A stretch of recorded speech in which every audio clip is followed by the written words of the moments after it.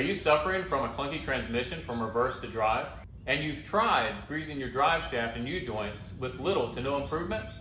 Then you may be suffering from the same thing that my vehicle is suffering from: front differential bushing dysfunction.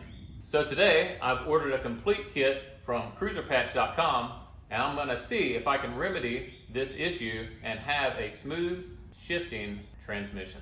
Let's get to it. All right, so as you would have seen in the intro, this is the front differential bushing that was moving when we were going from reverse to drive. And this support arm here also has a bushing in it for the front differential. And then we have one in the back, which I'll show you here in a second, and that's the one that we are gonna start with first. All right, so this is the rear support arm that I'm gonna be doing first. As you can see, it's got 2 bolts right down here, and then one long one that goes all the way to the top, and there's the nut at the top. These are different torque specs, so after I get this one out and I go to put the new one in, I will put those torque specifications on the screen. It is tight in here. I'm gonna try to record if I can, but if I can't, I'll bring you back once I'm finished here.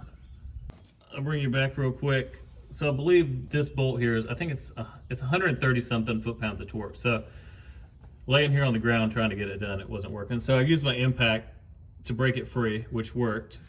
And now I have this long socket here. It's kind of wedged up there, but it's holding in the nut in place so I can get that bolt out. And then these were a little bit easier. They're broken free. Obviously I haven't taken them out yet. So I'm gonna keep working on this bolt and get this one out, and then I'll remove these and show you what this looks like after I'm finished.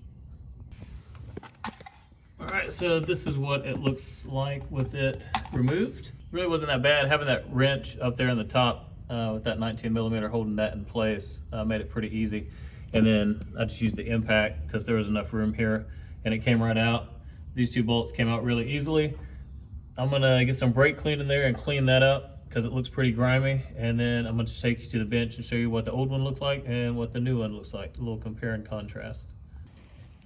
So here is the old bushing in there compared to the new one.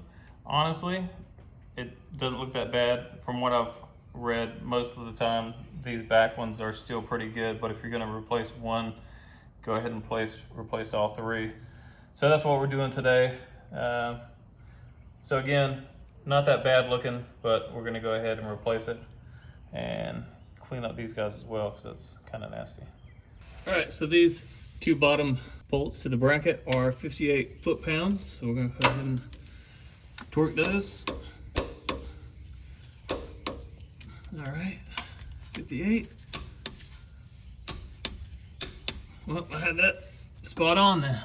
So I'm gonna push the front differential with the jack. I'm gonna lift it up just a little bit because there's still a bit of a gap right there. Once I close that gap up, I'm gonna torque that. I believe it's to 137 foot-pounds. All right, so that's one complete. That one was absolutely brutal. Having to hold that nut at the top and then get this at 137 foot-pounds.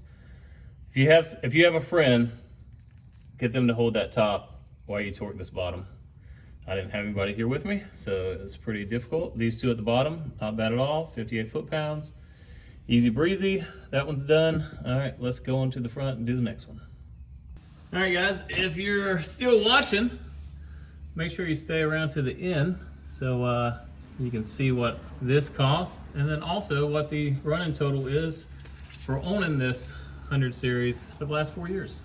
Let's see if I can get the big boy in here to help us out.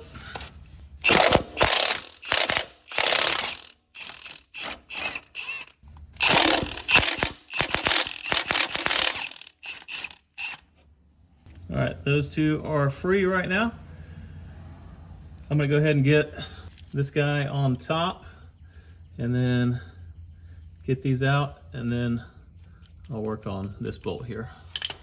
For this bolt, I've had to get a breaker bar, get an extension, and see if we can get enough leverage on this thing to break it free. Like all the bolts, I douse them down in penetrating oil. Like I said, these things are on their 137 foot-pounds, and they probably haven't moved in 25 years. So we're gonna see if this will work.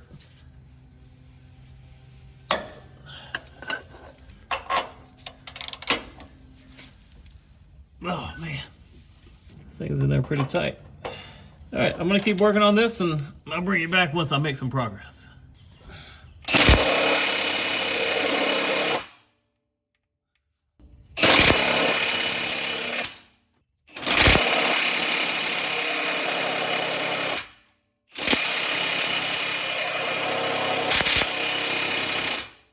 Still not. Good gravy. All right. Well, we'll keep trying. All right, nothing was working, so I came up with this. So I have a breaker bar on that end, and then I have my ratcheting wrench on my jack. So what I'm doing is using the jack to break that nut free. And the breaker bar should hold in place, and we should be able to get this thing free, hopefully.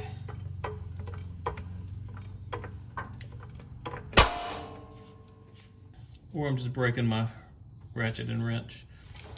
All right, let's see if it's any better. All right, so the jack method didn't work. So my plan is now, Alex, my neighbor, has a swivel. So I think what I can do is keep this here. This bar will come and hit this lower control arm here, keep the bolt in place, and then I can use the swivel and my impact, hopefully, to get that nut off, as long as that bolt is secure against this. So we're gonna give that a go and see how that turns out. All right, so the swivel worked and that method was good. We were able to get it out. So if we look here, see the difference in these two. That one is nice and centered. This one is not centered. Obviously this is very perished. Yeah, you can see cracks all the way down in there. And it's just not where it's supposed to be. Even looks a little torqued right there. So anyways, we're gonna put this new one in and hopefully see some improvement. All of these bolts that go in this are 137 foot-pounds. All right, so the new supporting arm is in. All of those bolts are 137 foot-pounds. And since this is a bushing, I made sure to do it under load. I just did hand tight at first and then lowered the differential and then torqued it to 137 foot-pounds. All right, so now time to move on to this guy. All right, now it's time to get the dreaded front bushing out. If you've read the forums or have watched any videos, they say this one's the worst. So we'll see. I have a stubby 19 millimeter here, so I'm gonna see if this will give me enough room to break this free.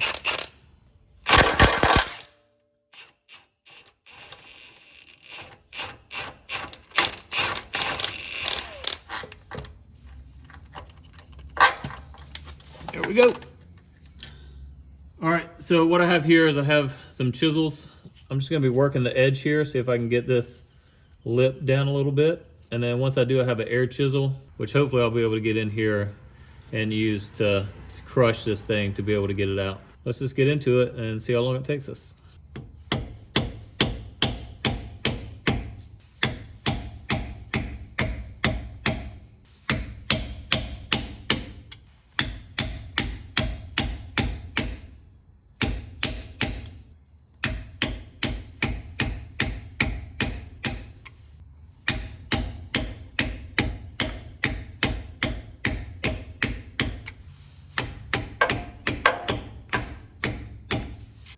All right, so as you can see here, there is a lip that has already formed. That's about 1.5 minutes or 2 minutes of hammering with a chisel and a 4-pound hammer. So I'm gonna get the air chisel in here and see if we can make a little more headway.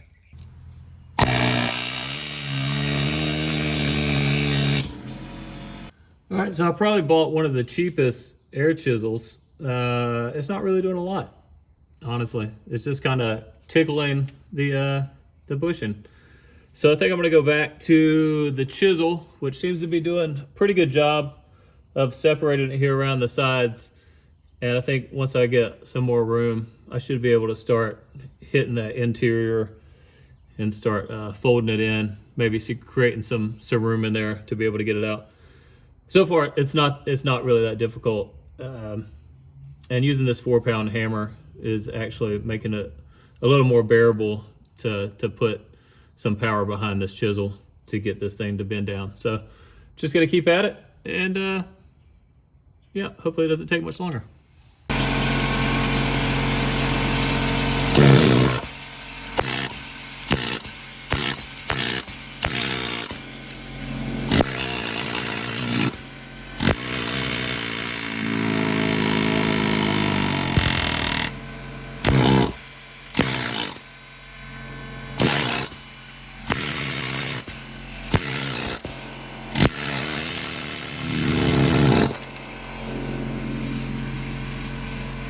All right, so let's take a look at the housing. It's not too bad. A couple nicks, not that big of a deal. But overall, not too bad. I think it was like maybe 10 minutes or something like that, and it's out. So I'm gonna clean up all this in here, clean up this mounting surface, and we'll get the next one ready to install. All right, try to show you guys here. So this is that old bushing. And if we move it around some, you can see just how bad it was.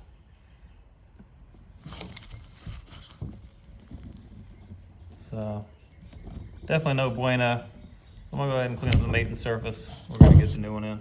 All right, so this is a ball joint press that I rented from Advanced Auto. If you were to buy it, I think it's like $145, but rent it, give it back, it's free. So I jacked the vehicle up a little bit because I needed some more space for it to fit under here. I went ahead and cleaned the mating surfaces here of the casing. So now the bushing is ready to go back in. I actually got this little piece here from, well, I got all of this from cruiserpatch.com, but this tool here allows for that to make contact with this instead of pushing against the rubber and potentially damaging it. So we're gonna use that. Also, I took note of how this thing was clocked whenever I took it out. So you can see here there's a small channel and a large channel. Mine had a large channel going front to back. So I'm gonna orient it correctly like that. And then we're gonna put it on there and slowly get it in.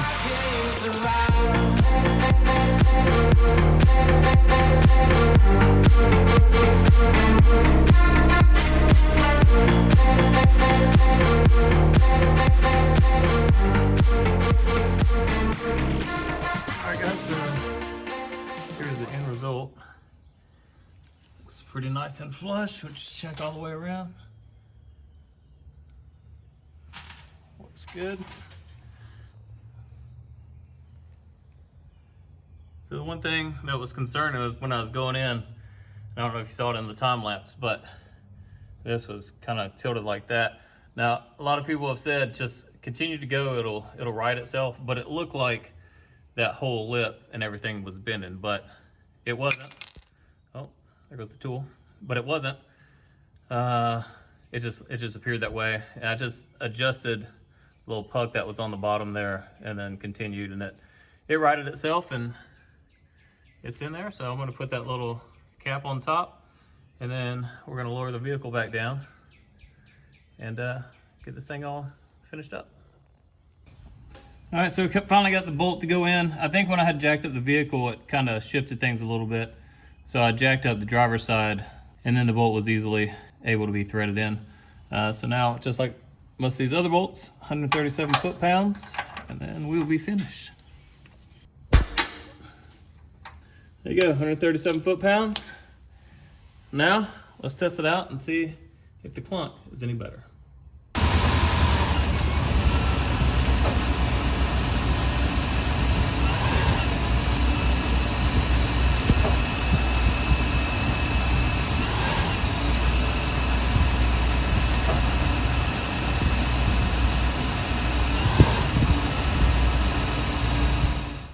All right guys, so after looking at that last clip, you're probably thinking there hasn't been a lot of change from when we first started to now the new bushings.